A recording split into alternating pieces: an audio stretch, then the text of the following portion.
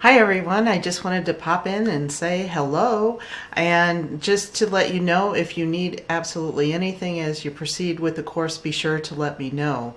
The other thing I wanted to talk to you about is that I usually do a mid-course survey in all of my courses, and I like to really gauge what your thoughts are about how the course is going and if there's anything that we can fix along the way to make it a better experience for you.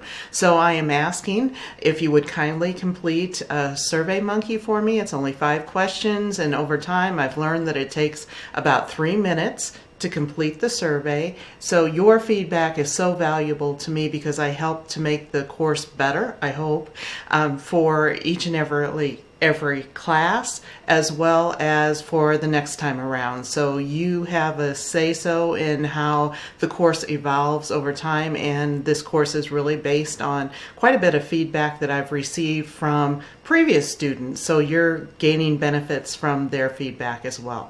So moving on, I do want to remind you that we do have our librarian right within our course. Paul Worrell is available to you, and he may be very helpful to you as you start taking a look at your critique that is due in our 5th module, not this module, but the next module.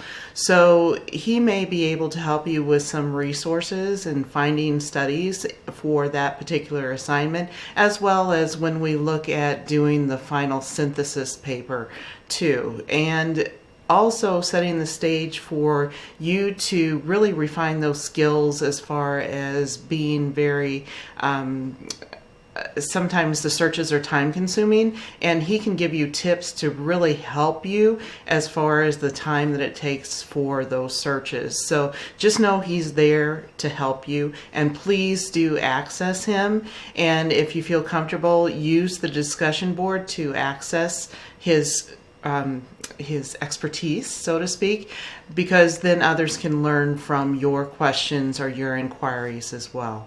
So as we move forward, when we're looking at our module number 4, we are going to be diving into chapters 6 and 12 in our textbook, and again, we're building those skills to move forward with the critique. And as you can tell, if you've taken a look, I hope you have anyway, at the critique rubric, that what we've been doing so far is building those stepping stones to get to that critique. So you may want to go back to those documents that you formulated for the discussion boards. They may provide some guidance to you as well.